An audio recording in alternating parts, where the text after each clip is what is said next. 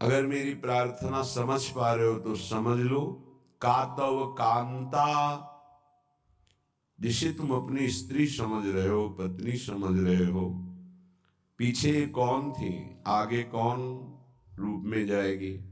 वर्तमान में वो जीव स्त्री शरीर प्रारब्ध के अनुसार प्राप्त करके तुम्हारे कर्म के भोग के लिए उपस्थित है। वो अब उसे तुमने अपनी पत्नी मानकर गाढ़ आसक्ति कर ली तो नवीन दुर्गति तैयार हो गई।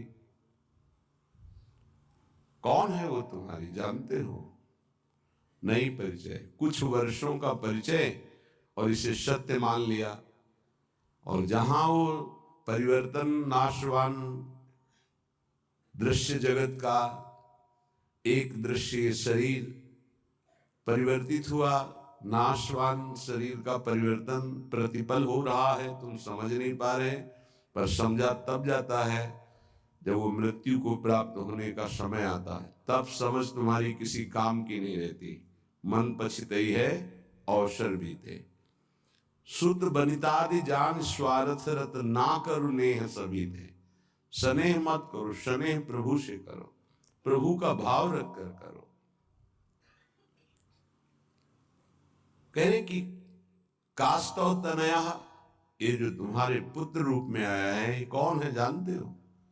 तुम्हारे कर्म का भोग भोगाने के लिए वही भगवद अंश आया है। ये कुछ समय के लिए आया है। शुभ कर्म तो सुख प्रदान करेगा, अशुभ कर्म तो दुख प्रदान करेगा, लेकिन वो तुम्हारा नहीं है।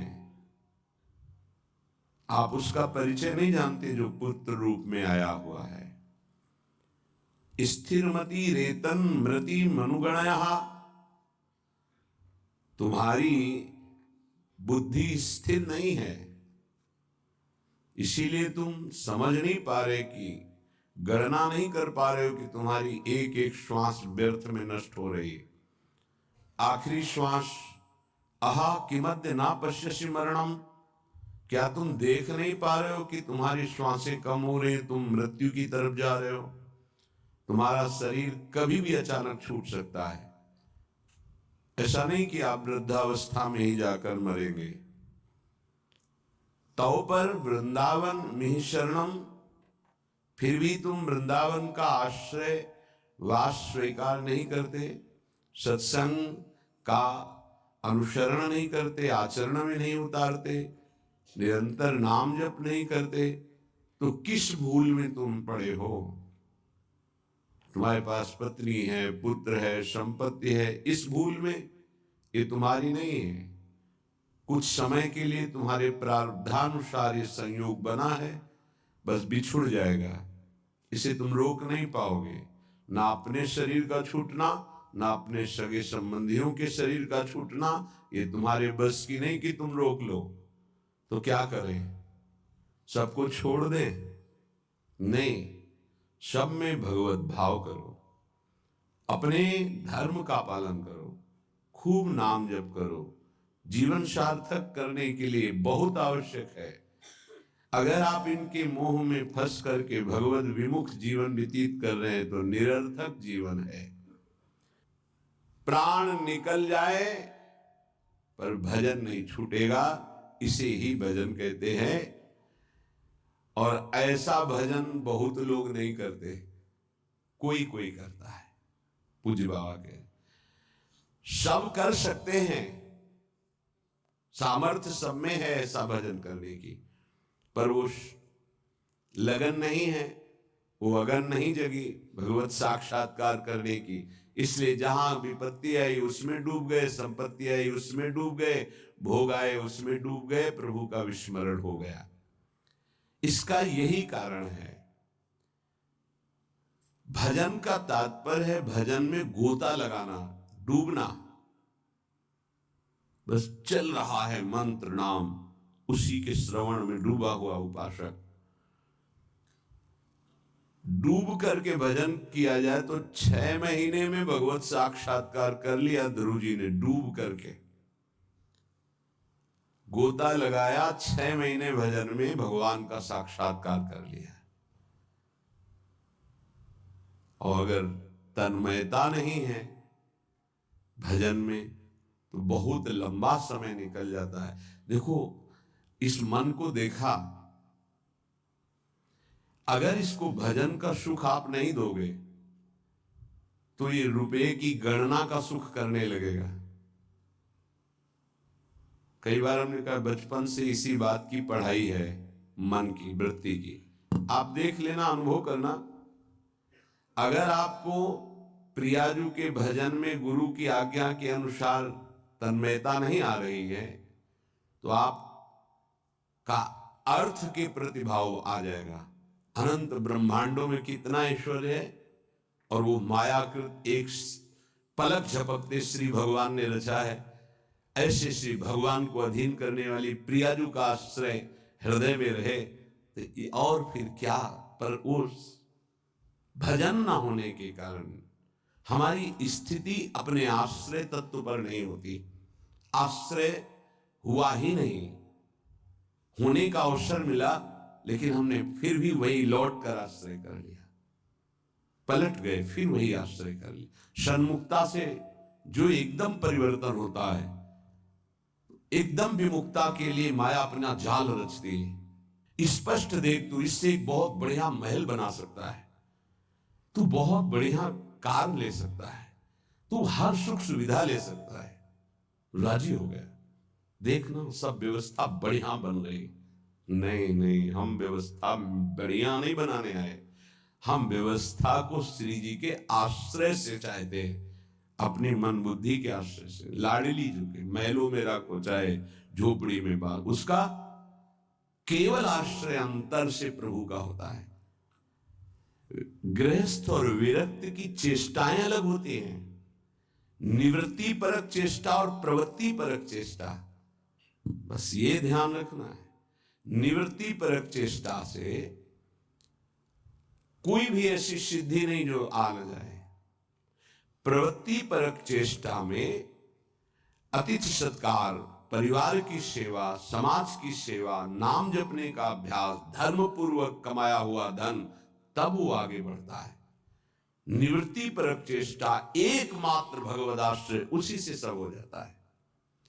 तभी लोगों को लगता है कि संत लोग बड़े धनी हो जाते हैं, उनको लगता है बड़ी चतुराई करते हैं। हमें लगता है कि क्या ये चतुराई आप में नहीं जागृत हो सकती है? क्या चतुराई? आप बलगहा पकड़े हो, बहुत चतुर है संत जन, ठग लेते हैं। किसको? ठगनी माया को भी। माया ठगनी विश्व को ठग रही हो, उसको भी ठग लेते हैं। वो बड़े चतुर हैं।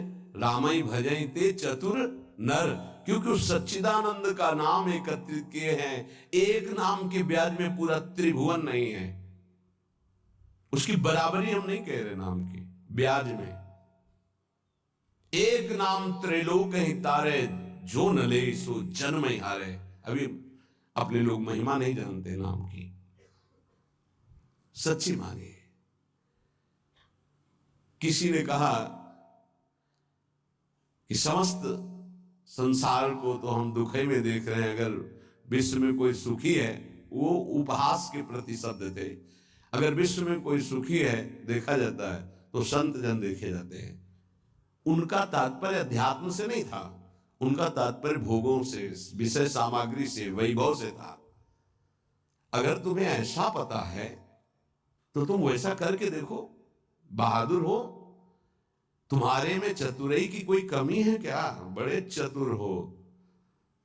तय बालक नहीं भर्यो शयानप, तू बालक नहीं भर्यो शयानप, काहे कृष्ण भजत नहीं नीके। अरे तू बालक नहीं, बड़ा चतुर है, पर तू ठीक से भजन नहीं किया ना, इसीलिए ऐसा है। क्या चाहिए?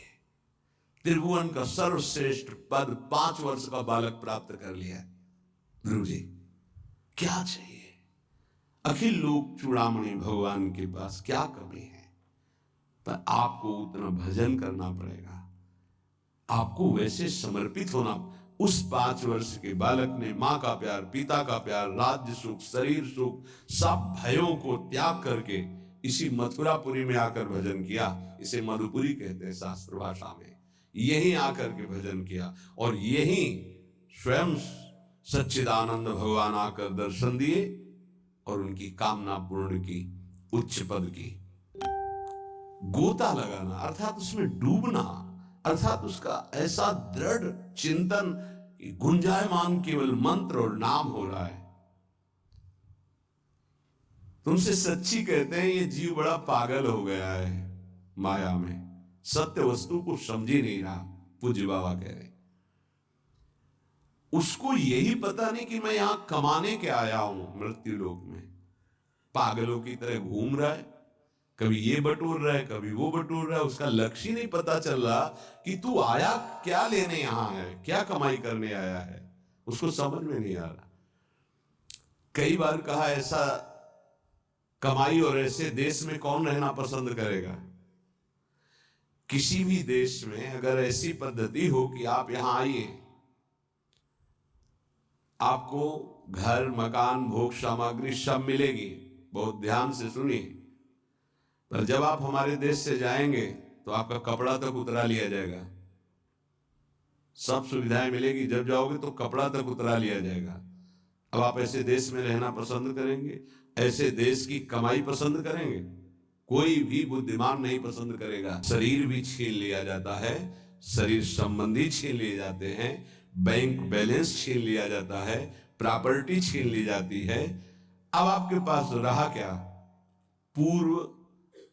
पूरे जीवन में जो पाप और पुण्य कर्म किए, पुण्य तो कोई बिरला ही कर पाता है, नहीं पाप ही होते हैं। अगर पुण्य हुआ तो उसे बचा नहीं पाता है, वो चार लोगों से कह कर खाली हो जाता है, पुण्य नष्ट हो जाता है। पुण्य अगर हमने कुछ पुण्य किया और कह दिया अपनी वाणी से, चार लोगों के बीच में अपनी प्रशंसा कर ली, तो तप पुण्य साधना ये सब क्षीण होने लगती। हम वृंदावन गए थे, 100 साधुओं का भोजन कराया और फिर ऐसा ऐसा ऐसा, और संत जन कह रहे थे कि ऐसा भोजन तो आज तक हमने नहीं पाया भगत जी, आपने जैसा पवाया। ओ जो कुछ सुकृत बना था मानो करवाया होगा। ऐसी सेवा भगवत कृपा से अवसर मिलता है, पर वो बार बार कहकर अपने सारे सुकृत नष्ट कर देता। इस देश से बचकर निकल पाना और कुछ कमा के ले जाना, ये केवल भगवत कृपा पात्र से ही हो सकता है। बहुत छल भरा ये देश है मृत्यु लोक।